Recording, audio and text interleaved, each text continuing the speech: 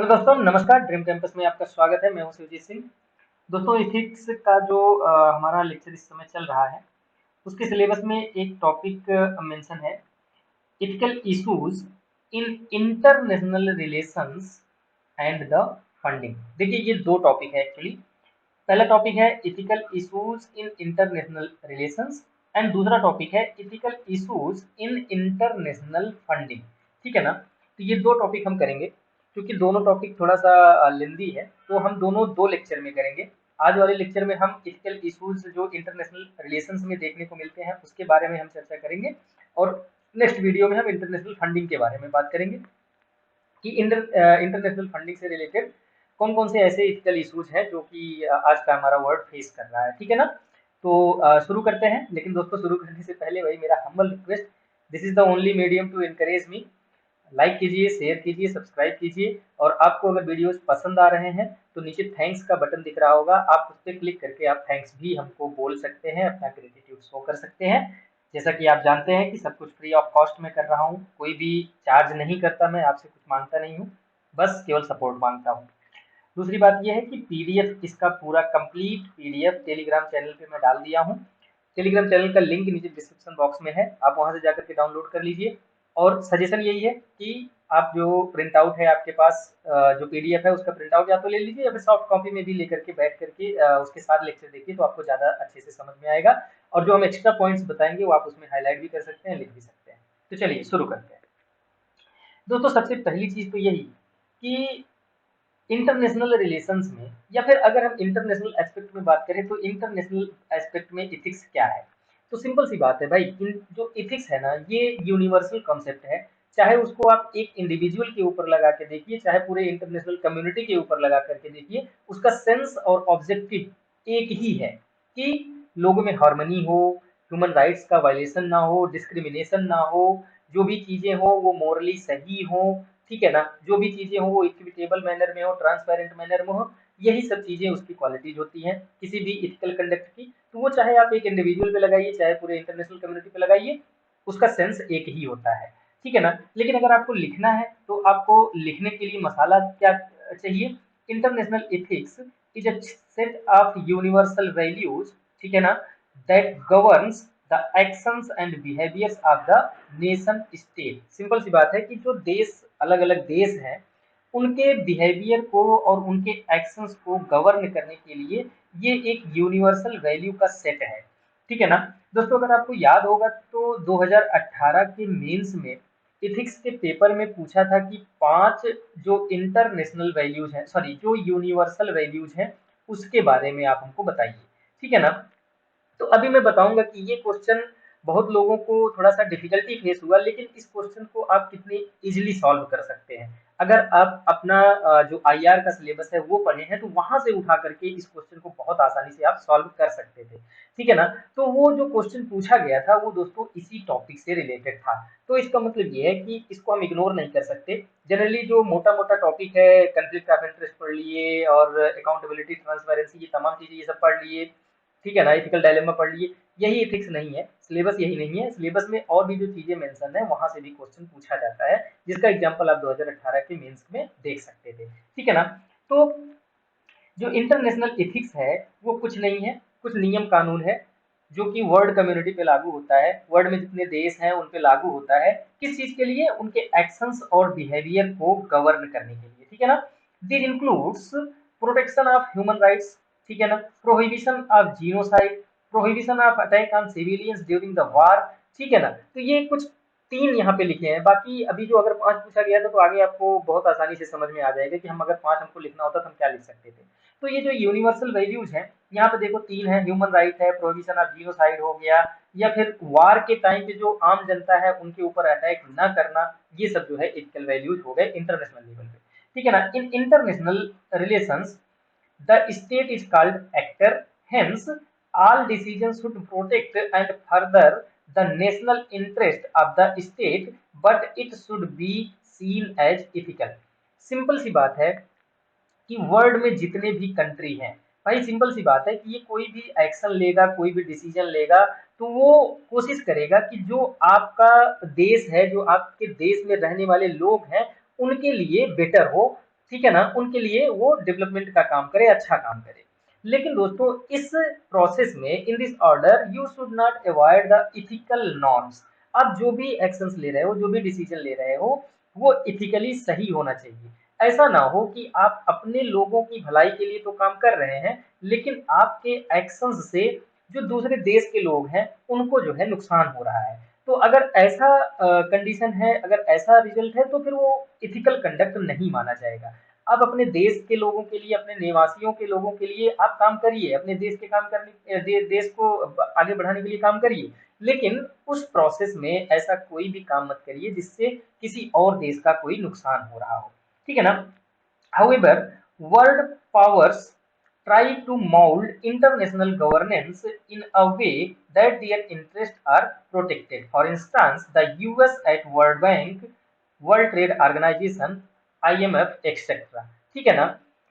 मैंने अभी कहा कि आपका एक्शन आपके कंट्री के इंटरेस्ट में होना चाहिए, लेकिन वह एक्शन ऐसा नहीं होना चाहिए कि जिससे अन्य देश, जो अदर कंट्रीज हैं, वो निगेटिवली प्रभावित हो। ठीक है ना। लेकिन वर्ल्ड रिलेशन में, इंटरनेशनल गवर्नेंस में ये चीज देखा गया है कि कुछ कंट्रीज, कुछ वर्ल्ड लेवल के जो फोरम है उसमें कुछ अपना डिस्क्रिशन इस तरह से चलाते हैं जिससे उनका इंटरेस्ट जो है फुलफिल होता है। उसका एग्जांपल है वर्ल्ड बैंक में आप देख सकते हैं किसकी चलती है, डब्ल्यूटीओ में आप देख सकते हैं किसकी चलती है, बताने की जरूरत नहीं है। तो वो सारी कंट्रीज अपने इंटरेस्ट पे ज्यादा ध्यान देते हैं rather than interest of other countries. ठीक है ना। अगर हम बात करें कि जो इथिक्स है इंटरनेशनल रिलेशंस में, इथिक्स कैसा होना चाहिए, मतलब कि इंटरनेशनल रिलेशंस कैसा होना चाहिए, एक देश का दूसरे देश के साथ रिलेशन किस चीज पे बेस्ड होना चाहिए या किस कैसा होना चाहिए, उसके अलग अलग पर्सपेक्टिव्स हैं। पहला पर्सपेक्टिव्स है रियलिस्टिक पर्सपेक्टिव्स। इनके हिसाब से ये कहते हैं कि there there is anarchy in international relations with no world government, hence the state is most important actor. इनका मानना है कि जो इंटरनेशनल रिलेशन है वहां पे कोई ऐसा वर्ल्ड, विश्व सरकार या वर्ल्ड गवर्नमेंट जैसी कोई बात नहीं है। ठीक है ना। तो ऐसे में जो स्टेट है वह खुद एक्टर है और उसका इंटरेस्ट सबसे ज्यादा इंपॉर्टेंट है। इनके हिसाब से हर स्टेट को अपने इंटरेस्ट में काम करना चाहिए। ठीक है ना। क्यों? क्योंकि इनका मानना है कि विश्व के लेवल पे कोई ऐसा गवर्नमेंट तो है नहीं कि जिसके प्रति हमारी रिस्पॉन्सिबिलिटी हो। तो इनका मानना है कि हर स्टेट को, हर कंट्री को अपने इंटरेस्ट में काम करना चाहिए। इनके हिसाब से ethics is promotion of national interest. ठीक है ना।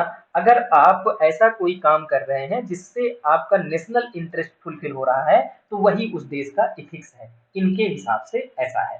ठीक है ना। इनके हिसाब से peace is created by deterrence, मतलब कि डिटरेंस के थ्रू ही पीस क्रिएट किया जा सकता है, मतलब डरा धमका के ही पीस को क्रिएट किया जा सकता है। पीसफुल जो वर्ल्ड ऑर्डर है उसको मेंटेन किया जा सकता है। अब आप समझ सकते हैं कि ये ऐसे रियलिस्टिक पर्सपेक्टिव को सपोर्ट करने वाले कौन सी कंट्रीज हो सकती हैं।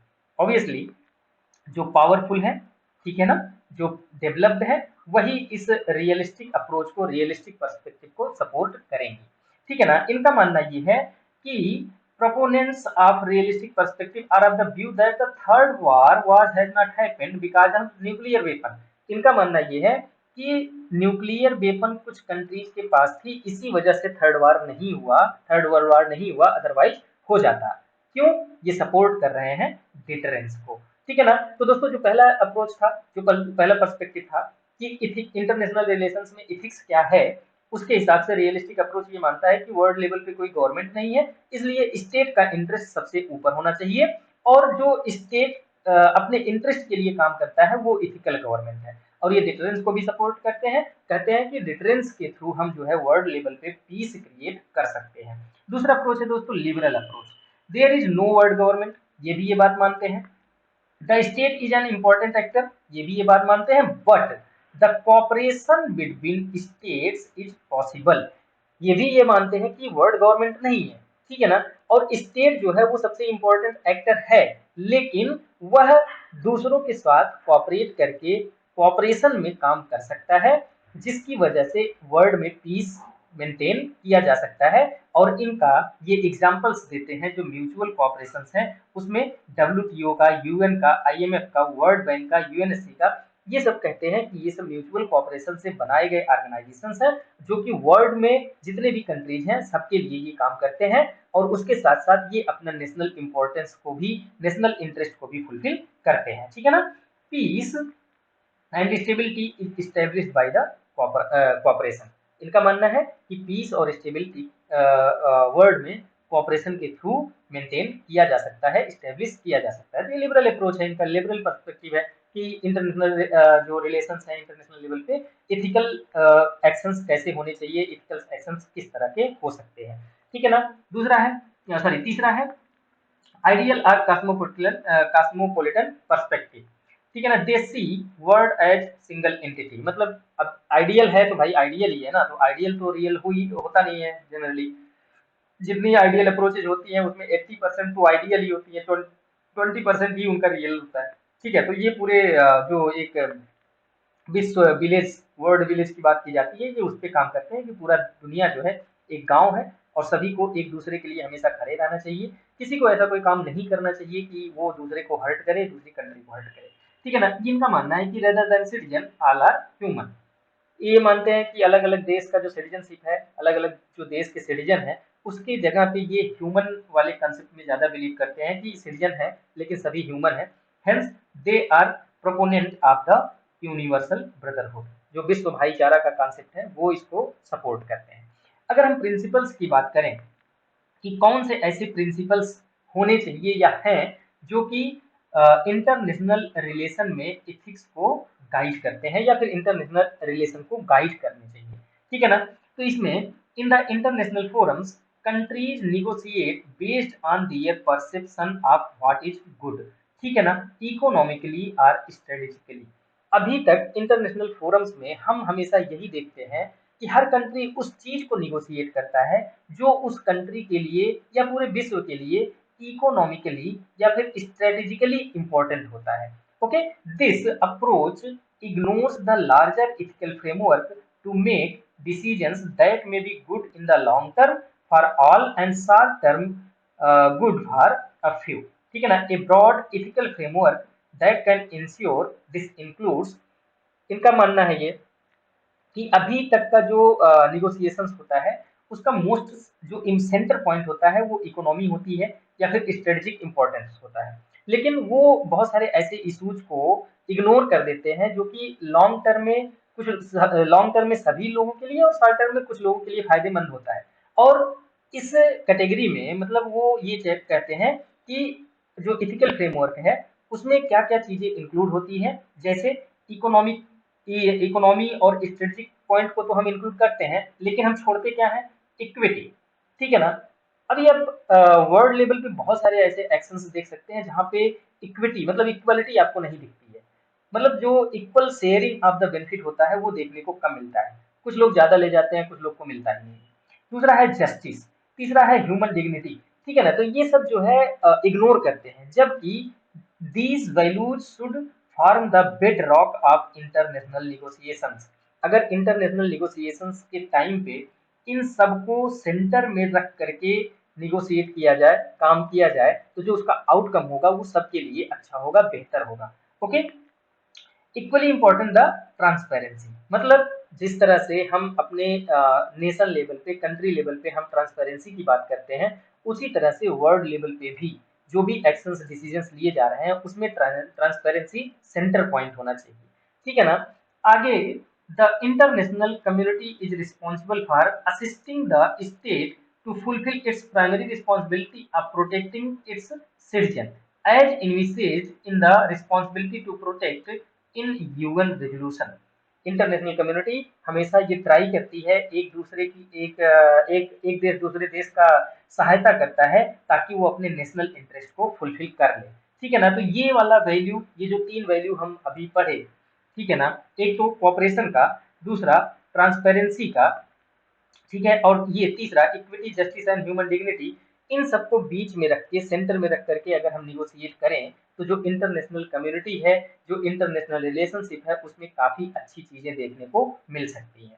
अगर हम बात करें कि इथिकल गाइडेंस जो इंडिया की फॉरेन पॉलिसी में देखने को मिलता है, ठीक है ना, वो कौन कौन सी है दोस्तों, यहीं से ही आप केवल इंडिया की फॉरेन पॉलिसी से उठा करके अगर आप 5 वैल्यू लिख दिए तो भी जो 2018 में क्वेश्चन आया था वो आराम से सॉल्व किया जा सकता था।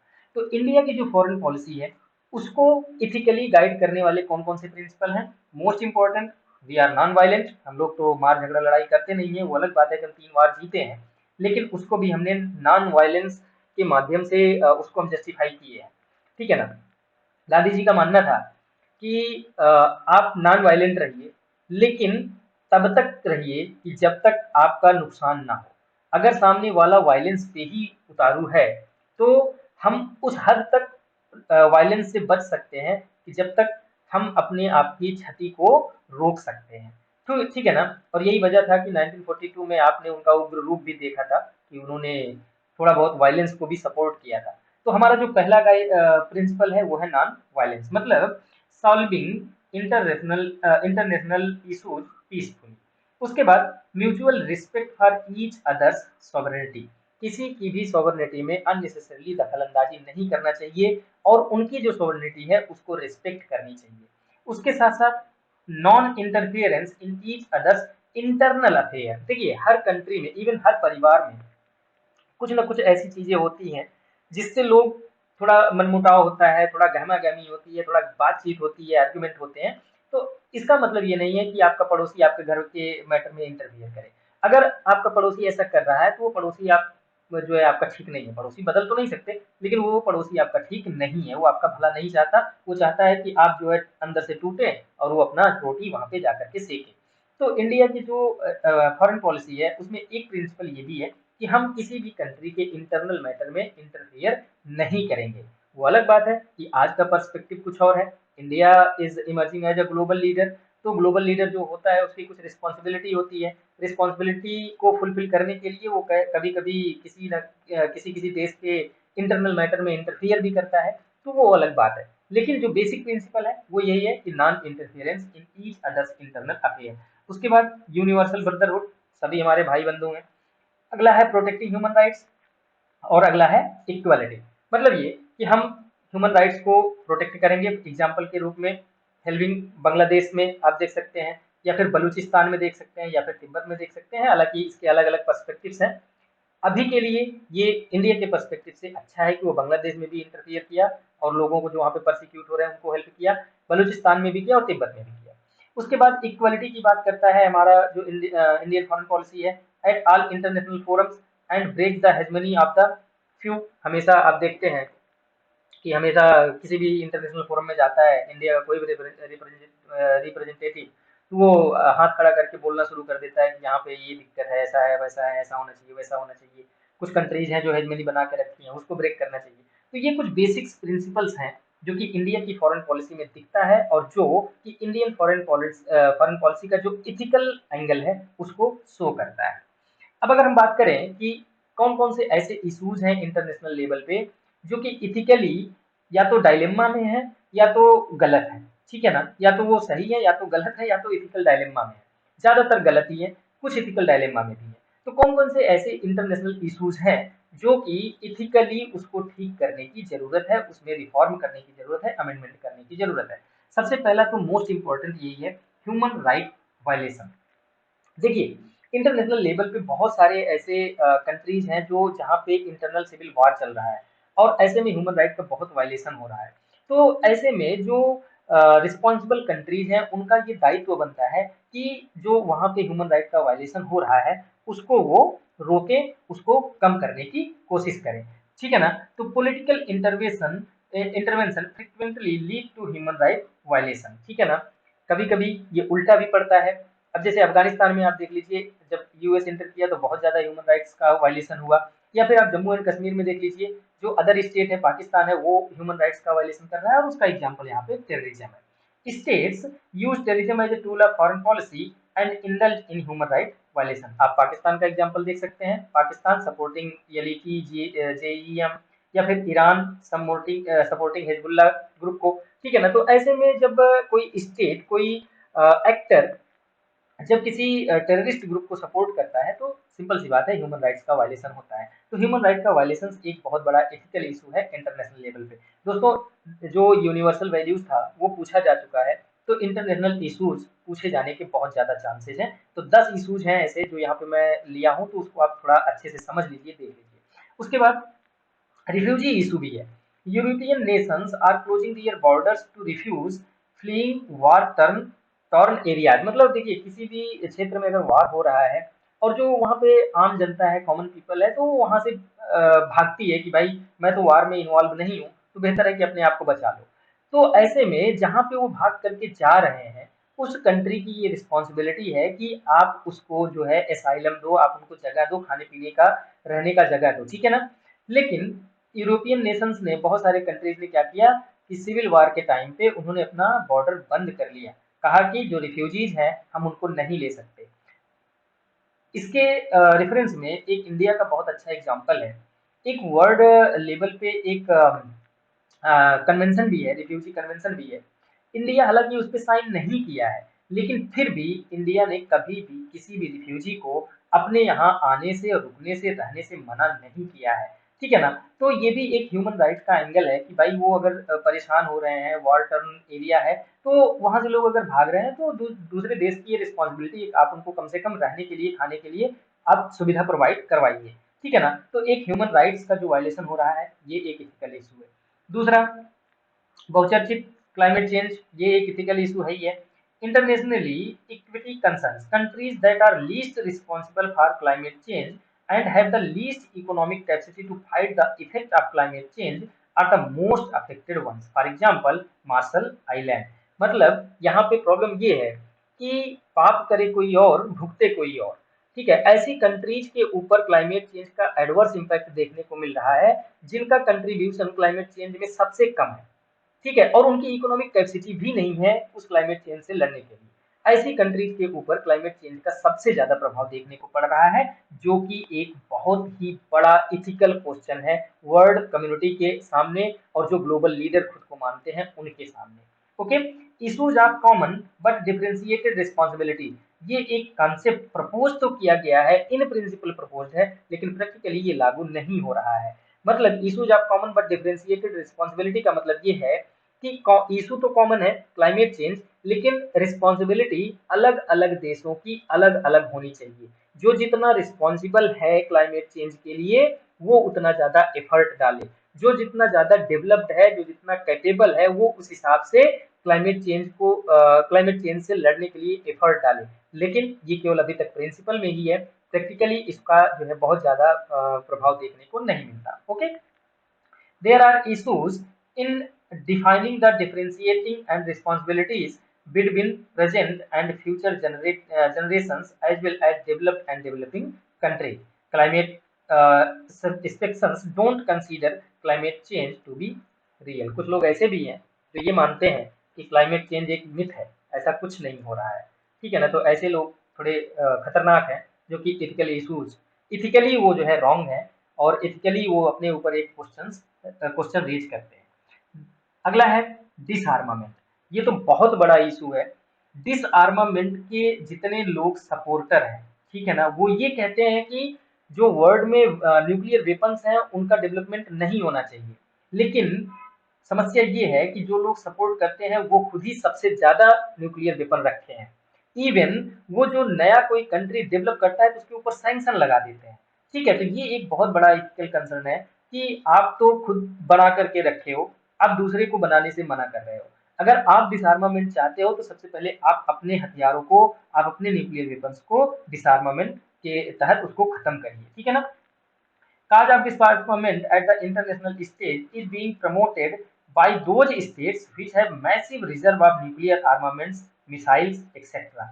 ऐसे कंट्रीज के द्वारा ही डिसआर्मामेंट को सपोर्ट किया जा रहा है, जो कि सबसे ज्यादा उसको रखे हुए हैं, ठीक है ना। Countries like USA impose economic and other sanctions on countries like Iran to prevent them from developing nuclear weapons. How it is ethical for a country to impose sanctions on others without discarding their own weapons. इसको ethically कैसे justify किया जा सकता है कि जो हथियार का सबसे ज्यादा प्रयोग करता है वो हथियार के डेवलपमेंट को बंद करना चाहता है, कम करना चाहता है। उसके बाद अगला इशू है आईपीआर का, इंटेलेक्चुअल प्रॉपर्टी राइट का। इसमें इशू ये है दोस्तों कि जो डेवलपिंग कंट्रीज हैं या जो अंडर डेवलप्ड कंट्रीज हैं, वो आईपीआर के चक्कर में खुद के जो रिसोर्सेज हैं उसका भी फायदा नहीं उठा पाते हैं, उनका भी फायदा डेवलप्ड कंट्रीज ले जाती हैं just because of the IPR. ठीक है ना। The developed countries are depriving the poor countries of accessing the new technologies by the restrictions clause of the IPR. It is essential to determine whether it is justifiable for the country to defend its IPR on commercial ground or it should share technology for the greater interest of the humanity। मतलब ये यहाँ पे issue ये है humanity humanity versus humanity versus economy. ठीक है ना। Simple से यहाँ पे इथिकल कंसर्न ये है कि आप ह्यूमैनिटी को सबसे ऊपर रखते हो या फिर जो कंट्री डेवलप कर रही है कोई नई टेक्नोलॉजी या नया ड्रग उसके इकोनॉमी के बारे में आप सोचते हैं। ठीक है ना। तो एक आईपीआर का मुद्दा है जो कि इथिकली रॉन्ग है, राइट है या डायलेमा है, आप खुद डिसाइड कीजिए, लेकिन ये एक इथिकल इशू इंटरनेशनल लेवल पे है। अगला है ग्लोबल कॉमन्स। कुछ ऐसी चीजें हैं जो कि जो कंट्रीज के ज्यूरिसडिक्शन में नहीं आती हैं, किसी भी कंट्री के ज्यूरिसडिक्शन में नहीं आती हैं, ऐसे चीजों को हम ग्लोबल कॉमन्स बोलते हैं। जैसे इसका डेफिनेशन है यही है कि those parts of the planet that fall outside national jurisdiction and to which all nations have access.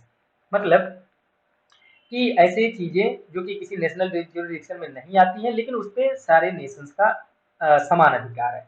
इसमें international law defines four global commons, namely the high seas, atmosphere, Antarctica and outer space. जो international law है वो चार चीजों को global common के रूप में डिफाइन करती है। पहला है हाई सी, दूसरा एटमॉस्फेयर, तीसरा अंटार्कटिका और चौथा है आउटर स्पेस। ठीक है ना। अब इसमें इश्यूज क्या है ग्लोबल कॉमन्स को लेकर के। सबसे पहले जैसे मान लीजिए कोई जूनोटिक डिजीज लाइक कोविड-19 अगर फैल गया तो इसका भी तो जीरो रिस्क नहीं है, तो इसमें जो ग्लोबल कम्युनिटी है उनका एक शेयर्ड रिस्पॉन्सिबिलिटी बनती है। उसके बाद ग्रीन हाउस इमिशन, ये भी तो ग्रीन हाउस गैस का जो इमिशन हो रहा है वो तो पूरा विश्व कर रहा है और उसका प्रभाव कंट्री कोई ग्रीन हाउस गैस इमिशन कोई और कंट्री कर रही है और उसका प्रभाव किसी और कंट्री पे देखने को मिल रहा है, तो इसकी भी तो बाउंड्री नहीं है। तो ये भी एक इशू है कि इस पे भी पूरी वर्ल्ड कम्युनिटी को एक साथ आकर के काम करना चाहिए। उसके बाद governance and conservation of the Arctic. Arctic भी वहां पे भी सबका ज्यूरिडिक्शन नहीं है, किसी का भी ज्यूरिडिक्शन नहीं है, लेकिन वो उसका क्षरण हो रहा है तो उसका प्रोटेक्शन, उसका कंजर्वेशन भी, उसका गवर्नेंस भी ग्लोबल कम्युनिटी का काम है। उसके बाद ओवर फिशिंग, अब हाई सीज में किसी का कंट्रोल नहीं है, अब इतना ज्यादा फिशिंग वहां से कर लो कि वहां का इकोसिस्टम डिसबैलेंस हो जाए, तो वो भी एक इशू है। उसके बाद एक्यूमुलेशन ऑफ प्लास्टिक वेस्ट, ये भी एक इशू है, और accumulation of the space debris, जिसको आप जानते ही हैं। प्लास्टिक वेस्ट का जो एक्यूमुलेशन हो रहा है ये दोनों आप जानते हैं कि प्रोडक्शन कहीं और हो रहा है, निकल कहीं और से रहा है, समुद्र में जाकर के इकट्ठा हो रहा है और वो जो हमारा एक्वेटिक इकोसिस्टम है उसको डिस्टर्ब कर रहा है।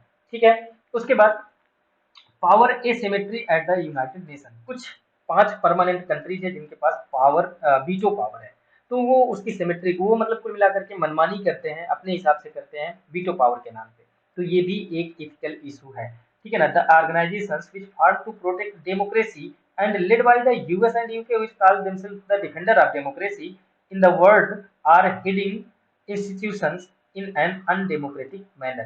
जो इंस्टीट्यूशन डेमोक्रेसी के प्रोटेक्शन के लिए बनाया गया है और दो ऐसी कंट्रीज जो अपने आप को डेमोक्रेसी का डिफेंडर बुलाती हैं, उनका जो काम करने का तरीका है वो क्या है, अनडेमोक्रेटिक है। तो यह एक इथिकल इशू इंटरनेशनल लेवल पे है। उसके बाद ग्लोबल पॉवर्टी आप जानते ही हैं, rise in the insensitivity. Global poverty, as Kaushik Basu argues, that largely remains out of the sight for those who are not living it। Kaushik Basu ने कहा था उनके हिसाब से कि जो गरीबी को नहीं देखा है वो गरीबी को नहीं समझ सकता है। Okay, this enhances insensitivity among the well of nations. जो अमीर लोग हैं उनको गरीबी समझ में नहीं आएगी। उसके बाद होम टू प्रायोरिटाइज, ये एक क्वेश्चन है कि कोई भी स्टेट किसको प्रायोरिटी दे। ठीक है। The state being a stake holder in global fight against poverty face an inherent dilemma that whether they should prioritise citizens और non citizens for the allocation of the resources. Simple सी बात है भाई, थोड़ा सा यहाँ पे इथिकल डायलेमा तो है कि कोई भी कंट्री सबसे पहले अपने लोगों को देखे कि आउटसाइडर्स को देखे, अपने सिटीजन्स को देखे कि या नॉन सिटीजन्स को देखे। तो ये थोड़ा सा इथिकल एक डायलेमा यहाँ पे है और जिसकी वजह से ये एक ग्लोबल लेवल पर इथिकल इशू भी है। अगला है जीनोसाइड। जीनोसाइड का मतलब ये होता है कि बहुत लोगों को मार दिया जाए एक साथ, ठीक, हत्या कर दी जाए। Genocide is a crime against humanity and the world has signed a UN convention on genocide to end this. Even मतलब एक जी कन्वेंशन भी है जीनोसाइड को रोकने के लिए, लेकिन बहुत सारे ऐसे इंस्टांसेस देखने को मिले हैं जहाँ पे मास लेवल पे मासेकर हुआ है और जीनोसाइड देखने को मिला है। एग्जाम्पल नाजी जर्मनी में, ठीक है, आप देख सकते हैं 1993 तो 1945, फिर उसके बाद ऑटोमन एम्पायर में, फिर उसके बाद जापानीज एम्पायर में 1937 में, फिर रवांडा में 1994 में। तो यहाँ पे एथिकल एस्पेक्ट्स तो रिलेटेड टू क्या क्या इसमें है, यहाँ पे एथिकल इश्यूज क्या क्या होते हैं, इवन रोहिंग्या जीनोसाइड आप देख सकते हैं। तो ऐसे टाइम पे एथिकल इश्यूज क्या क्या निकल के आते हैं। सबसे पहले right to protect a way, as a result either the international community acts derelate or does not at all against the genocide carried out by the state. The international community also faces dilemma that whether it should intervene on its own or arm the group so that persecuted section can protect itself। यहाँ पे ethical issue क्या सामने निकल के आता है। पहला, जो वर्ल्ड कम्युनिटी है वो इस जीनोसाइड को रोकने के लिए या तो बहुत देर में प्रयास करती है या फिर प्रयास ही नहीं करती है, ठीक है ना। वो ये सोचती है कि जो हो रहा है होने दो, मुझसे क्या लेना देना।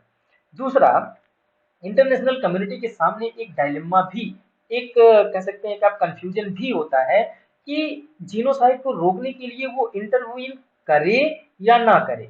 करे तो किसकी तरफ से करे, स्टेट्स जो सरकार है उसकी तरफ से करे, या जो परसिक्यूटेड लोग हैं उनको हथियार दे ताकि वो अपनी लड़ाई लड़ सके, किसकी तरफ से सपोर्ट करे। तो ये एक एथिकल डायलेमा का केस आ जाता है और इसी वजह से ये एक एथिकल इशू भी बना हुआ है इंटरनेशनल लेवल पे। उसके बाद narrow definition of the genocide. Genocide का जो डेफिनेशन है दोस्तों वो मोर और लेस कहाँ से किस चीज से रिलेटेड है, कत्लेआम से, ठीक है ना, मार काट से। जबकि अगर जीनोसाइड की बात की जाए तो इसमें आप उन चीजों को भी रखिए, उसके इसके अंदर में इसके परव्यू में वो भी चीज डालिए जो लोग पॉलिटिकल या सोशल ग्रुप को टारगेट करके जीनोसाइड करते हैं, किसी पर्टिकुलर पॉलिटिकल लीडर को या पॉलिटिकल पार्टी को या पॉलिटिकल ग्रुप को या फिर किसी पर्टिकुलर सोशल ग्रुप को वो टारगेट करके जीनोसाइड करते हैं, मासेकर करते हैं। तो ये अभी जीनोसाइड की डेफिनेशन से बाहर है, तो इसको भी इसके अंदर लाने की जरूरत है। उसके अलावा it also excludes indirect act against an environment. भाई इन्वायरमेंट भी तो एक ग्लोबल कॉमन चीज है ना, तो उसके अगेंस्ट भी अगर कोई नेशन, कोई देश ऐसा है जो एकदम ब्लाइंडली कुछ ऐसा नुकसान कर रहा है, तो उसको भी, वो भी एक जीनोसाइड है। क्योंकि इन्वायरमेंट अगर प्रभावित होगा तो उससे जो बैड इम्पैक्ट पड़ेगा वो पूरे देश के ऊपर पड़ेगा, पूरे विश्व के ऊपर पड़ेगा, ठीक है ना। तो वो भी इस तरह से समझ लीजिए कि एक तरह का मासेकर है, एक तरफ से एक तरह से जो है नरसंहार है, ठीक है ना। तो इन सब चीजों को भी जीनोसाइड में इंक्लूड करने की आवश्यकता है जो कि अभी तक नहीं इंक्लूडेड है। दैट्स वाई ये जो है एक एथिकल इशू है इंटरनेशनल लेवल पे, ठीक है। उसके बाद टेररिज्म, महान आत्माओं का महान चीज, ठीक है तो एक टेररिज्म बन, ये तो है ही है। इसमें एक सबसे बड़ा एथिकल इशू है good terrorism versus bad terrorism. कुछ स्टेट्स ऐसे हैं जो कि टेररिस्ट में ही कहते हैं कि नहीं ये गुड टेररिस्ट है, ये बैड टेररिस्ट है। जैसे अगर हम अब पाकिस्तान की बात करें तो वो कहता है कि कुछ तालिबान गुड तालिबान है और कुछ तालिबान जो है बैड तालिबान है। तो ये एक एथिकल इशू है भाई। टेररिज्म बाय डेफिनेशन ही वो ऐसी एक चीज है कि जो टेरर क्रिएट करके काम करती है, तो वो कैसे गुड या बैड हो सकती है। जो कानून के दायरे में रह के काम नहीं कर रहा है वो कैसे गुड और बैड हो सकता है। तो ये एक एथिकल इशू है। उसके बाद conduct of states during the anti terrorist operation. जो स्टेट्स टेररिज्म को खत्म करने के लिए कुछ एक्शंस लेते हैं, उनका एक्शंस भी कहीं ना कहीं कई टाइम पे ऐसा देखा गया है कि इथिकली जो है रॉन्ग होता है। उसका एग्जांपल यूएसए और ऑस्ट्रेलिया को आप देख सकते हैं। ऑस्ट्रेलिया का क्या था, in 2021 Australian soldiers were found guilty of killing innocent Afghan during their operation to eliminate the Taliban in Afghanistan, ठीक है ना। जो ऑस्ट्रेलिया था, ऑस्ट्रेलिया के सोल्जर्स जो है कॉमन पीपल को, सिविलियंस को भी टारगेट किए, तो जो कि टेररिस्ट को खत्म करने के नाम पे उन्होंने क्राइम कमिट किया, वो गलत है। उसके साथ साथ आप अगर यूएस को देख लीजिए, वियतनाम वॉर के टाइम पे US soldiers were alleged to committed war crimes epitomised by the My Lai My Lai massacre in 1968। तो वियतनाम में भी यूएसए ने टेररिज्म को खत्म करने के चक्कर में बहुत सारे ह्यूमन राइट्स का वायलेशन किया और टेररिस्ट ग्रुप को भी सपोर्ट भी किया इन्होंने, ठीक है ना। तो इस तरह से टेररिज्म भी एक इंटरनेशनल लेवल पे इथिकल इशू बन के सामने आया है। और लास्ट जो है हमारा issues with the WTO, IMF and world bank, यहाँ पे वोटिंग राइट्स को लेकर के बहुत ज्यादा इथिकल इशू है, बहुत ज्यादा प्रॉब्लम्स है, प्रॉब्लमेटिक है। क्यों? क्योंकि कुछ कंट्रीज ऐसी हैं जो अपनी हेजमनी क्रिएट करती हैं, कुछ कंट्री ऐसी हैं जो अपने मन से ये इन सब ऑर्गेनाइजेशंस को चलाने की कोशिश करती हैं, जबकि ये सब ऑर्गेनाइजेशंस जो हैं वो वर्ल्ड लेवल की कम्युनिटी, वर्ल्ड कम्युनिटी के लिए बनाया गया है, सबकी भलाई के लिए बनाया गया है। लेकिन इसमें जो आर्बिट्रेरी मैनर से, डिस्क्रिमिनेटरी मैनर से काम होता है, वो एक इथिकल इशू क्रिएट करता है। तो दोस्तों उम्मीद है कि आपको पूरा ये कॉन्सेप्ट समझ में आ गया होगा कि इथिकल इश्यूज इंटरनेशनल रिलेशंस में क्या है और कौन कौन से हैं और इसको कैसे हम खत्म कर सकते हैं। खत्म करने का जो अलग से पॉइंट्स तो मैं नहीं दिया हूँ, लेकिन बीच में आप इनमें देखे होंगे कि हर पॉइंट में मैंने कुछ ना कुछ लिया है जिससे हम जो इथिकल इश्यूज है इंटरनेशनल लेवल पे उसको हम खत्म कर सकते हैं। तो इसका एक पार्ट तो हम आज देख लिए, दूसरा पार्ट इसका इंटरनेशनल फंडिंग का है, फंडिंग को लेकर के है, तो उसको हम नेक्स्ट लेक्चर में देखेंगे। आज के लिए बस इतना ही। अगर कोई कमेंट है, कोई रिक्वेस्ट है, कुछ भी है तो आप कमेंट कर दीजिए, बाकी हम आपको टेलीग्राम चैनल पे मैसेज कर देंगे। आज के लिए बस इतना ही। Thanks for watching, all the best.